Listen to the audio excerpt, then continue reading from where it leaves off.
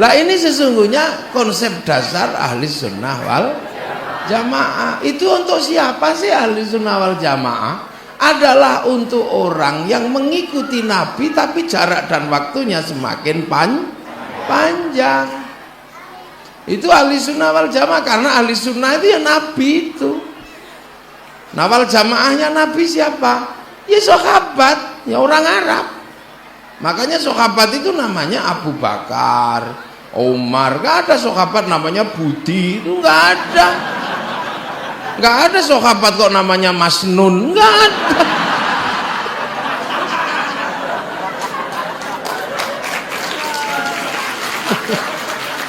Gak ada. Ya gak ada orang sahabat, karena sahabat itu adalah orang yang bisa ketemu langsung sama Rasulullah. Ya orang sana ngaturnya ya gampang. Bang orang ketemu Nabi, sama-sama orang Arab, jubahan sama-sama bisa pakai jubah, makan 3 jari sama-sama bisa, bahasanya sama, ilmu sosiologi antropologinya sama, maka nggak ribet ngurus sahabat itu, sama orang sana. Maka sunnahnya bisa diikuti, jenggoten semua bisa, rasnya sama-sama semit. Yang ras mongoloid ya nggak bisa sama 12 gitu ya, nggak jadi jenggot, jadi akarnya gigi aja. Loh, ini sudah diatur oleh ulama pakai definisi besar namanya ahli sunnah wal jamaah. Nah, sahabat ini ditinggal Rasul, harus menyebarkan Islam. Nah, orang yang mengikuti Rasul tapi nggak ketemu Rasul, ketemunya sahabat, ini gayananya juga sudah beda. Dan namanya bukan lagi sahabatnya sahabat itu, enggak, tapi tabi'in, pengikut. Nggak perlu cerewet, orang ngikut aja kok cerewet. Nah, orang yang pengen belajar lagi nggak ketemu sama sahabat, ketemunya tabi'in, namanya tabi'ut tabi'in. Ruang waktunya sudah beda lagi. Lah, orang yang ketemu tabi'ut tabi'in namanya tabi'ut tabi'in. Nah, orang Lombok Barat ini namanya apa? Ya orang Al-Halim ini namanya sudah tabi'ut. Oh, panjang itu sudah. Iya kan? Makanya terus ngikut Kiai Hashim, karena ada yang lain udah Kiai Hashim aja deh. Kiai Hashim. Lah Kiai Hashim itu juga tabe, ngikut sama namanya Kiai Khalil, Kiai Soleh dan Kiai Asy'ari. Lah Kiai Asy'ari ini juga tabe kepada gurunya namanya Kiai Khairon, Bagareng namanya. Bakhairan ini ittiba juga sama namanya gurunya namanya Kiai Abdul Wahid. Ya Abdul Wahid ketemunya cuma sama Kiai Abdul Halim di Boyolali sana. Mbak Abdul Halim itu muridnya Kiai Sufyan orang Tuban. Kiai Sufyan ketemu sama gurunya namanya Kiai Jabar. Kiai Jabar ketemu sama gurunya Kiai Abdurrahman Lasem. Mbak Abdurrahman ketemu gurunya namanya Mbak Abdul Halim Benowo. Mbah Benowo ketemu gurunya namanya Mbah Sunan Geseng. Sunan Geseng ketemu gurunya namanya Sunan Kalijogo.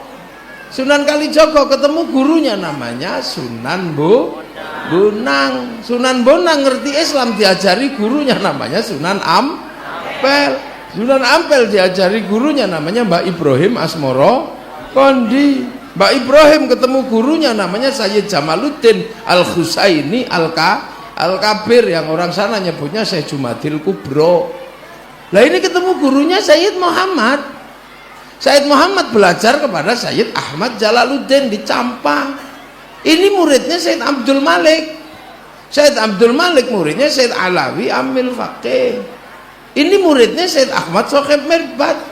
Muridnya Sayyid Ali Khalid Qasam. Muridnya Sayyid Alwi, muridnya Sayyid Muhammad, muridnya Sayyid Alwi, murid Sayyid Ahmad Al-Muhajir, murid Sayyid Aisyah, murid Sayyid Ubaidillah, murid Sayyid Muhammad. Baru ini muridnya Sayyid Ali Uraidi. Sayyid Ali Uraidi muridnya Sayyid Ja'far Shodiq. Sayyid Shodiq muridnya Sayyid Bakir.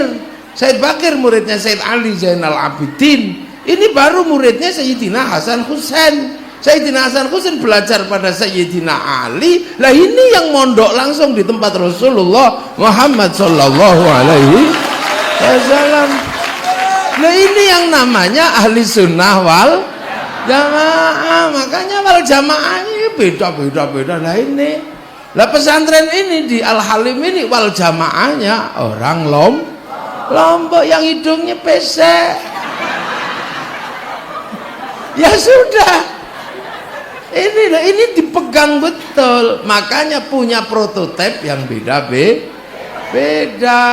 Coba, ayo kita contoh satu-satu. Rasulullah pegangannya apa? Quran diturunkan ke Rasulullah berangsur-angsur, terus diajarkan sama sahabat. Selama 22 tahun sahabat itu dengernya gantian, akhirnya sahabat itu hafal. Karena sahabat itu hafal, maka Rasulullah tidak nulis Quran. Hafal kok, ngapain nulis? Dan sahabat kan nggak perlu baca Quran. Saya pun kalau seandainya sahabat nggak perlu baca Quran, ngapain baca? Wong ketemu Quran yang jalan-jalan. Rasulullah itu kan Quran urip, itu Quran hidup. Ngapain kita repot-repot baca Quran? Wong Quran hidupnya masih ada. Nah, makanya sahabat juga nggak perlu ribet-ribet nulis Quran. Ada apa-apa nanya Rasul. Rasul apa? Tadi aku di laut itu 2 teman ribut ini apa? Saya wudhu pakai air asin. Boleh ndak? Boleh. Boleh gitu. Ya enak, zaman Rasul kan nggak ribet. Ada 2 orang kangen, ya Rasul apa? Aku kangen kenapa? Udah 2 minggu gak ketemu engkau ya Rasul, aku rindu. Sauban itu gak ketemu engkau selama 1 minggu, turun 3 kilo. Lah terus aku punya pujian cinta padamu ya Rasul. Mana? Ini.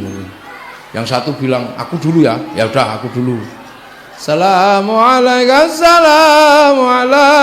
zainal anbiya'i. Assalamualaikum. Yang satu gantian aku. Anta syamsun, anta badrun, anta nurun fauqa nur, anta iksiru wa qali, anta misbahus sudur.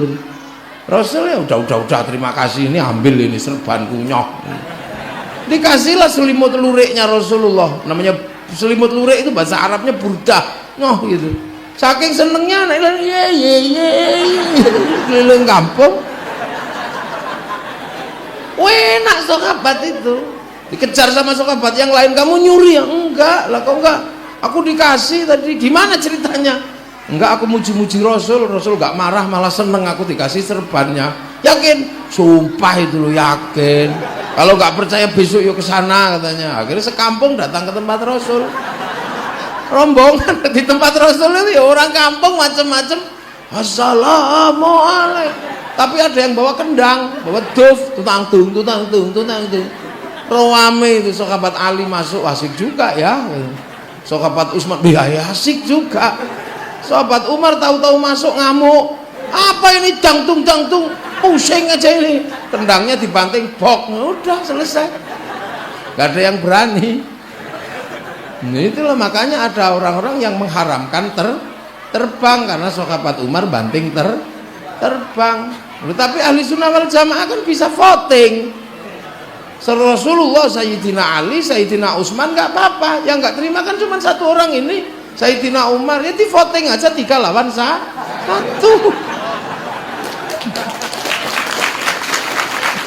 Loh kan? Dan itu tidak terjadi di zaman Rasul dan sahabat. Ngapain ribut? Mau nanya Sayyidina Umar takut ditempiling, ya nanya Sayyidina Ali. Selidik punya selidik, Sayyidina Umar memang galak orangnya, nggak suka nyanyian. Ya itu tadi diceritakan sama Yai Munajib. Sahabat Umar kalau baca Quran kan nggak ada yang berani denger. Bismillahirrahmanirrahim. Alhamdulillahirabbil alamin. Sayyidina Umar siapa yang berani denger? Kalau Sayyidina Ali lembut. Bismillahirrahmanirrahim. Loh, kenapa tadi nggak bilang Allah? Ya berarti sampean jangan sok-sokan kayak Sayyidina Umar. Langsung saya tes ketahuan kelasnya. Kalau sampean memang pemberani kelas Sayyidina Umar, pasti Bismillahirrahmanirrahim. Allah. Bismillahirrahmanirrahim. Allah. Mesti tadi bertanya diam. Berarti enggak, sampean jangan sok galak ya. Jangan sok galak ketahuan kelasnya. Gembeng. Sayyidina Umar kalau khutbah pedangnya ditarik, ittaqillah, yang berani nengok siapa yang nggak berani. Ya itu sahabat, dinamikanya indah. Jadi nggak ribet karena apa? Yang bilang begini tahu begini, yang belum tahu lengkap. Dipikir sahabat itu baik apa? Soleh semua. Ada juga yang nggak terlalu soleh. Senengannya tidur di masjid tapi nggak sholat, ada. Jadi bukan cuma orang Lombok yang ada sahabat. Loh, sahabat itu ada yang hobinya tidur di masjid tapi tidak sholat. Ya tidur aja, tapi kalau Nabi datang langsung bangun duluan, salaman, capcuk tidur lagi. Rasul keluar dari masjid ditanya, ya Rasul kiamat kapan? Alah, nggak usah tanya kiamat. Kiamat itu pakai bekal ibadah lah. Tak lihat kamu tidur suluman, salaman. Bekalmu apa? Saya nggak pakai bekal ibadah ya Rasul. Bekalmu apa? Cinta sama engkau. Cinta dok? Iya. Nggak jalanin? Enggak. Cinta kan tidak harus memiliki ya Rasul. Ya ada. Ya sudah kalau gitu. Begitu Rasul mau pergi ditarik lagi. Ya Rasul apa? Aku kan sudah jujur sama engkau. Jujur gimana? Ya tadi kan aku sudah bilang aku cinta sama engkau ya Rasul. Engkau cinta sama aku enggak? Ya iya wong kamu cinta sama aku, ya aku cinta sama engkau. Nah kalau Rasul cinta sama aku kan nggak mungkin Rasul tega ninggal aku di neraka. Masa cinta kok ditinggal? Ya udah kamu nanti bareng sama aku di surga, man ahabbani kana ma'i fil jannah. Lah itu akhirnya yes, dia lari. Sayyidina Abu Bakar yang keki. Masa seneng tok masuk surga? Datang Sayyidina Abu Bakar ke Rasulullah, ya Rasul saya dengar loh tadi. Dengar apa ya Abu Bakar? Katanya seneng tok gitu masuk surga, nggak modal tadi itu. Bener itu? Iya bener. Nggak modal, cuman seneng tok salaman gitu. Iya. Seneng tok masuk surga ya Rasul. Iya Abu Bakar. Yes. Akhirnya Sayyidina Abu Bakar saking senengnya joget, berjoget sampai jubahnya berkembang melingkar gitu. Ini yang akhirnya jadi manhaj tarekohnya Sayyid Jalaluddin Rumi, namanya tarekoh Maulawiyah, yang akhirnya sekarang banyak dikenal dengan nama tari sufi. Itu dari situ. Biasa aja, sahabat itu enak. Jadi zaman jangan membayangkan zaman Rasul itu terus serem kayak orang sekarang gitu. Ini serem karena nggak tahu. Sahabat biasa aja, iseng gitu, biasa. Jadi banyak sekali keanehan-keanehan sahabat itu, macam-macam. Nah kita ini kadang tahu ceritanya, ya silahkan ambil yang mana. Quran zaman sahabat yang nggak ditulis, wong sahabat apal Quran, tapi sahabat begitu tinggal Rasul nulis Quran, tapi Qurannya sahabat ini Qurannya orang pinter, cuma lungkek-lungkek kayak cacing gitu aja. Maka tabi'in nggak bisa baca karena uluk gitu. Akhirnya dititik-titik sama Abul Aswad Ad-Du'ali, nun titik atas, bak titik bawah, tahun 65 Hijriah. Sewebar lagi nggak bisa dibaca karena titik-titik toh nggak cukup. Maka 150 Hijriah dikasih harokat, dikasih syakal. Yang kasih syakal Syekh Khalil bin Ahmad Al-Farahidi. Disebar lagi yang baca Quran lidahnya macam-macam. Yang Andalusia wadduha jadinya wadduhe. Yang orang Turki mustakin, yang orang Padang lakanui. Yang orang Jawa alhamdulillah kamdu, ya hayu ya qayyum, ya kayuku ya kayumu. Rabbil alamin, rabbil ngalamin. Enggak punya dot, punyanya lo, maka Ramadan keluarnya Romlan. Nah ini. Nah orang Bali nggak bisa bilang tok, bilangnya tok. Siratal ladina an'amta alaihim ghairil maghdubi alaihim waladdallin. Orang Lombok ya mirip sama orang Bali. Orang Bugis gak bisa bilang ain, bilangnya en jadi eng jadi en. Makanya alaihing Abdurrahman berdua mang itu orang Bugis. Mau kemana? Ke Ban. Ambil apa? Ngambil uan. Untuk apa? Bayar utang. Nah, itu maka disiplin ilmu baru harus lahir untuk menjembatani jamaah yang beda. beda. Lahirlah satu disiplin ilmu namanya at-tajwid fi qiraatil Quran yang nulis Abu Ubay Qasim bin Salam. Baru setelah itu orang bertanya, lah Rasul dulu ngomong apa saja? Rasul ngomong begini, kata siapa? Kata ini dari mana? Dari ini, makanya ada an. Rasul ngapain? Nyuruh. Ya udah tulis deh, amarona Rasulullah sallallahu alaihi wasallam. Nah kamu dari mana? Rasul katanya begini, dari sini, ngapain? Nggak bolehin, ngelarang. Ya tulis, nahana Rasulullah sallallahu alaihi wasallam angkada. Nah sampean, nah itu bareng Rasul katanya gitu. Dari mana? An apa? Kunna ma'a Rasulullah sallallahu alaihi wasallam naf'alu. Nah ini lihat cok, ya tulisan roa itu Rasulullah sallallahu alaihi wasallam yaf'alu. Nah ini denger cok, ya sami itu kola. Lo itu makanya an panjang. Lo itu terjadi loh, makanya kemudian wal jamaah ini berbeda. Makanya jangan heran, Islam itu berbeda. Nabi di Makkah, di Madinah beda. Nabi di Arab nggak ketemu sama orang Cina, sahabat. Maka begitu Nabi Muhammad dan sahabat Ansor, sahabat Muhajirin pindah ke Madinah, kaget ketemu orang Cina. Ya Rasul, apa? Di Madinah ini ada orang kumisnya kiri kanan, jenggotnya 12, batuke botak, itu orang mana kira-kira ya? Oh itu Cina, itu bagus berdagangnya. Maka utlubul ilma walau bisin, carilah ilmu sampai ke negeri Cina. Akhirnya sahabat Sa'ad bin Abi Waqqas melakukan muhibbah ke Cina, meninggal di Cina. Lah makanya Rasul sudah meramalkan ilmu sampai ke Cina. Jangan salahkan kalau hari ini Cina mampu mengalahkan Amerika, tapi pada saat yang sama di sini anti Cina. Lo lucu aja sampean itu. Cina padahal pakai peci buatan Cina. Yahudi pakai pesawat Yahudi. Kafir padahal ibu-ibu istri kita pakai bedak dari Perancis buatan orang Nasrani. Karena bedak Lombok Barat orang udah nggak mau, wong beras ditumbuk belonteng semua.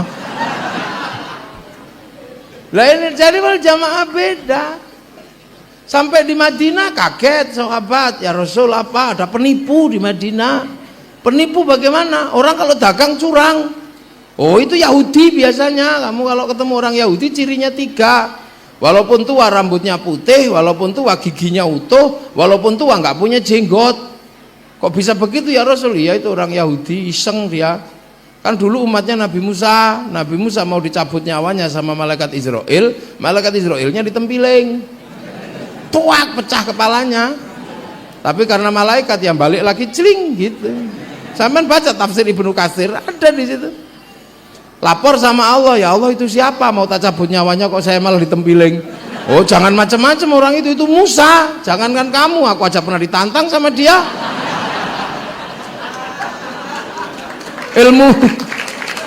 Ilmumu apa udah habis ya Allah? Enggak, tak kasih Khidir, kamu carilah Khidir, dan dia gagal.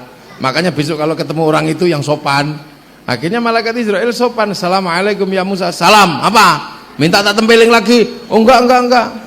Lo kamu apa datang lagi? Enggak, aku ini dapat tugas, nyawamu udah expired. Waktunya dicabut. Ya sudah, apa cara? Enggak, temanku bilang rambutmu sudah putih, gigimu sudah rontok, jenggotmu sudah semrawut. Oh ya sudah kalau itu cabutlah, maka dicabut but gitu. Lah umat Yahudi, umatnya Nabi Musa mikir, Nabi Musa dicabut nyawanya karena giginya rontok, rambutnya putih, jenggotnya semrawut. Maka akhirnya orang Yahudi punya kebiasaan nyemir rambut, memperbaiki gigi, nyukur jenggot supaya kalau malaikat Israel datang, oh belum waktunya, kan gitu maunya. Loh maka sampai urusan lihyah zaman Rasulullah itu untuk menyelisihi orang Yahudi. Makanya ulama gak ribet masalah jenggot. Ribut jenggot gara-gara Kiai Said mengatakan orang berjenggot panjang itu goblok. Ya memang iya. Lo kan ada asbabnya. Sebabnya apa coba kalau sampai pengen tahu? Di Jawa itu kan ada Wali Songo, penyebar Islam. Tiba-tiba ada orang mengatakan Wali Songo, gak ada. Wali Songo fiktif, itu dongeng. Yang ngomong gitu namanya adalah apa itu Zainal Abidin, jenggotnya panjang segini. Wali Songo nggak ada Basalama, ada apa, semuanya jenggoten. Akhirnya Kiai Said, dasar orang kalau jenggotnya panjang goblok. Maksudnya yang mengatakan Wali Songo nggak ada, jenggotnya panjang itu goblok. Akhirnya dia balas, Kiai Said yang goblok. Penerus Wali Songo kok berani mengatakan orang berjenggot itu goblok, padahal seluruh Wali Songo itu berjenggot. Lah katamu kemarin nggak ada, kau sekarang Wali Songo ada dan berjenggot, kan itu aja. Cuman akhirnya oleh ya itu tadi digoreng sana goreng sini. Wong sekarang banyak orang kemana-mana bawa bimoli, goreng daging ayam, daging sapi, daging ikan, goreng aja loh ini loh. Ya itu kan ada.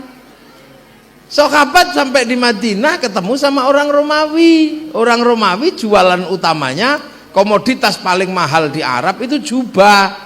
Cuman jubah Romawi kalau dipakai ada korsetnya, sehingga begini kalau pakai medidi gini. Terus jubahnya panjang, harus ada yang bawakan di belakang. Lah akhirnya orang kalau pakai jubah Romawi itu sombong, maka disuruh motong sama Nabi. Disitulah awalnya isbal itu di situ. Makanya Kiai nggak ribut isbal. Lah ini yang kadang orang itu ketemu setelah pisah, itu masih wal jamaahnya Rasul. Allah, apalagi wal jamaahnya kayak kita ini. Setelah dari Makkah ketemu jamaah mana? Jamaah Persia. Orangnya menyembah api. Yang datang ke sana Sayyidina Ali.